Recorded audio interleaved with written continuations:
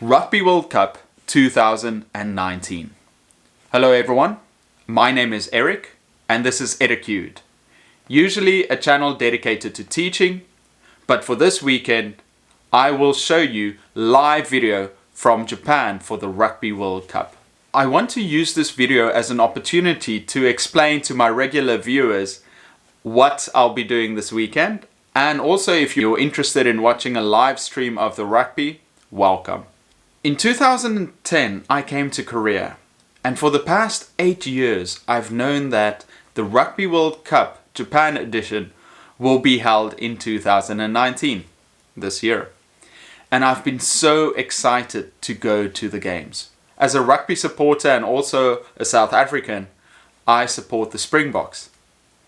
And as a YouTuber, I thought I'd go to Japan, and for those of you who can't be there, give you a little taste of the atmosphere. So one of the biggest games from the pool stages of the tournament is South Africa, the Springboks, versus New Zealand, the All Blacks, the current #1 team in the world.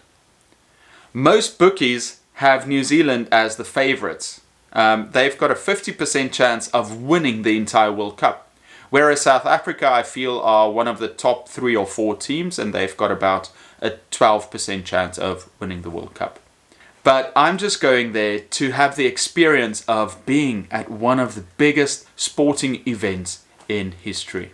Now, I want to give you a little bit of background. I'm a teacher, and I started this channel to focus on teaching techniques and ideas and my feelings towards education. But this weekend it's such a massive event, so I want to film it and share it with whoever wants to watch. So I'm sorry to my regular viewers. This weekend I'll take a break. Next week I'll continue giving you more content based on education. But this weekend I just want to enjoy the atmosphere of the Rugby World Cup. I hope you watch along and perhaps learn something. First things first, I'm living in Korea, and it takes an hour and a half to get to Tokyo, which isn't a problem. But as a South African citizen, I need to get a visa first. I did a video about that. You can click over there.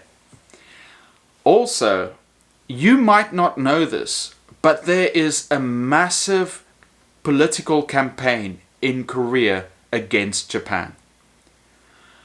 Because of politics and history, a lot of Koreans are boycotting Japan. So much so that Koreans don't buy Japanese products and they boycott Japanese companies. And that includes traveling to Japan, one of the biggest tourist destinations.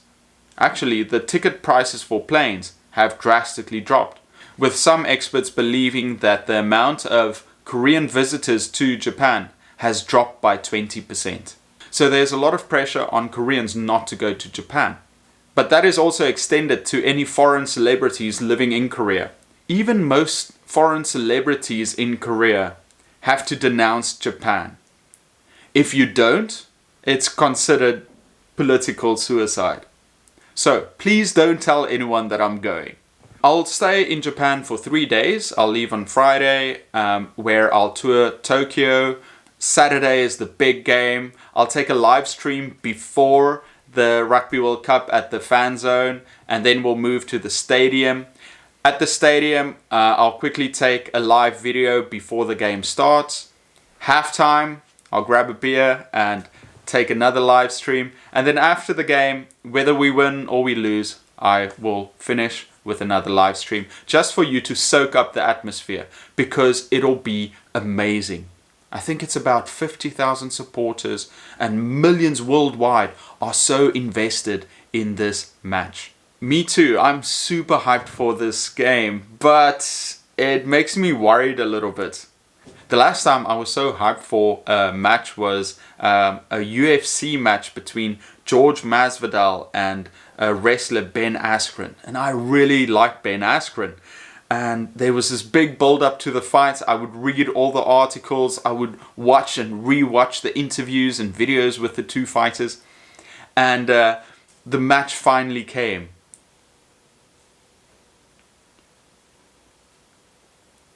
Knockout.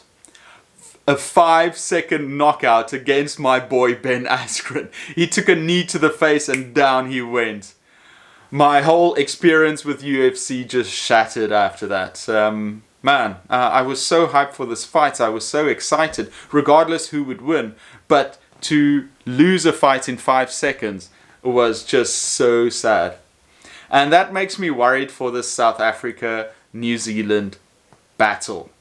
Because New Zealand obviously are the number 1 contenders, and South Africa I feel are perhaps number 3 or 4. But there is a lot of support for South Africa in South Africa. There's a lot of hype. People are so excited to see the Springboks compete with the All Blacks, because the last 4 games have ended in a draw, and most of the games, one was won by South Africa by 2 points, and the other one was won by New Zealand by 2 points. So the last couple of matches have been really close. Which makes you wonder, why is there such a hype train for South Africa to perform well at the World Cup? Well, historically, sport has been a driving factor in the South African psyche. 1995 World Cup, South Africa won, and it was just this massive celebration. I can also think at some of the Olympics, some athletes did well, and you can just feel the nation come together, especially a nation that has been so divided as South Africa. But you have to wonder why there's this sudden hope and expectation placed on the Springboks, the players. The situation in South Africa right now is really bad. There's a lot of violence, a lot of crime, a lot of unemployment. So people aren't feeling that great, you know. And this is the one shiny beacon that they're looking towards.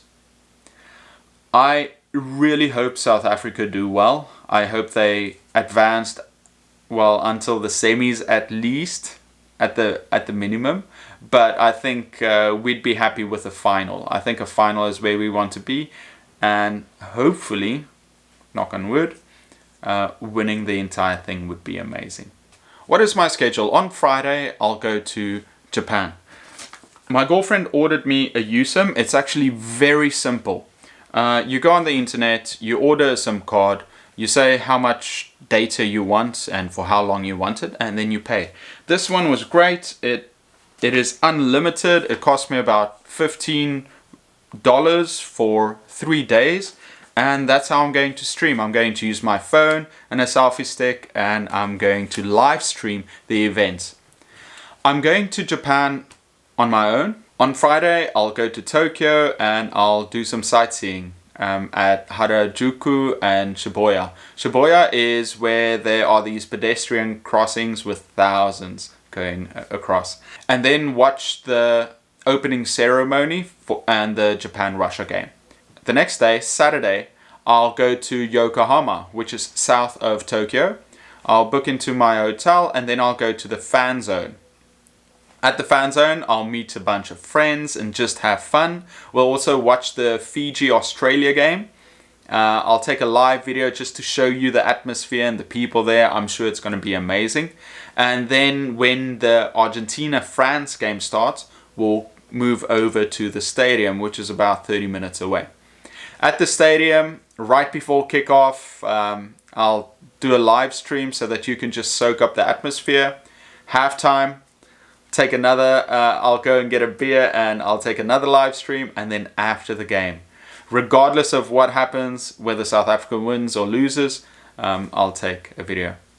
If you want to know my prediction for the game, many experts believe that it's going to be a very close game. And yeah, I can see that happening. It's just, you know, with the whole UFC fight that was over in 5 seconds, I would be gutted if it was a runaway victory for New Zealand, of course. It's only a pool game, so even if South Africa lose, they're not out of the tournament. They can still progress to the final. If they win, great. If they lose by not too much, I won't be too unfazed, and we'll go and have a good time afterwards. Sunday, I'll do some sightseeing. One of my main worries for this weekend is that rain has been forecast. So it might rain on Friday, Saturday and during the game, which is a bit of a worry, you know. I was hoping for open skies and a nice warm game, a running game, but it might get very wet. Okay everyone, so yeah, that's it. I'm going to watch the Springboks play against the All Blacks. I'll show you some live streams before the event starts. If you want an estimate of when I'll start the live stream, I think at the fan zone, when everybody's around the fan zone, that should be around 3 o'clock. I can do a live stream. Just make sure to be on the lookout. And then before kickoff, that'll be around 6:30 Japan time. Halftime should be at 7:45, around then. And then after the game, you can look at perhaps 8:50 to 9. Okay everyone, I really hope that you can follow along. If you're a regular viewer and you're interested in education, next week I'll continue making my videos on being a teacher. And if you just want to be part of the World Cup, if you want to soak in the atmosphere and perhaps have a different perspective of a South African fan going to Japan, please take a look at my channel, like and subscribe, and enjoy the live streams. If you have any questions, just put them in the description. Okay everyone, have a fantastic World Cup. Support the Springboks, and I'll